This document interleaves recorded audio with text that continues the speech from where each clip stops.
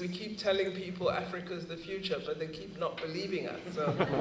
Minister Naledi Pandor amuses the audience at the American Association for the Advancement of Science's annual meeting in San Jose. The AAAS, which promotes international diplomacy in science, invites few government ministers to speak. This one's travelled some 17,000 kilometres to promote Africa's scientific ambitions. She talked about how Mandela's release from prison 25 years ago catalysed South Africa's scientific evolution. With the release of Nelson Mandela began the process of using the attributes of South Africa to serve the interests of everyone. Minister Pandor is here to offer opportunities for investment in South African innovation, such as the Square Kilometre Array radio telescope project.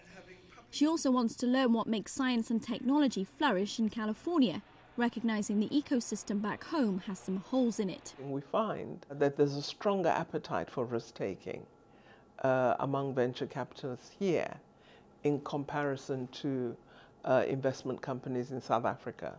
So we're hoping that the financiers we meet here will be interested in working in South Africa with similar bodies to encourage them to fill that gap. As well as meeting with global technology brands such as Cisco Systems, Minister Pandor has set aside time to mix with Silicon Valley's active South African expat community because, as every successful entrepreneur and politician knows, relationships matter.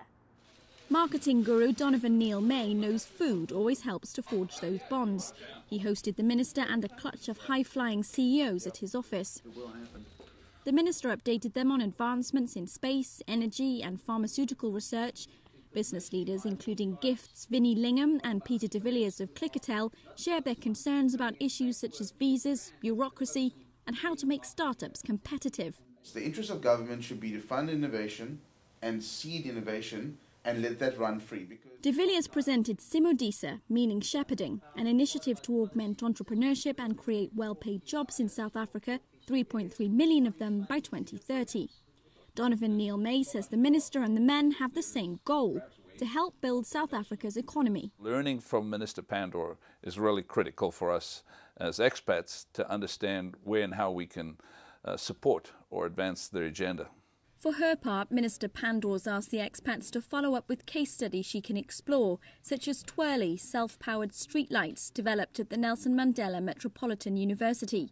She says she needs to better understand the barriers for South African entrepreneurs in order to break them down one by one. Rebecca Bowering, San Jose, California.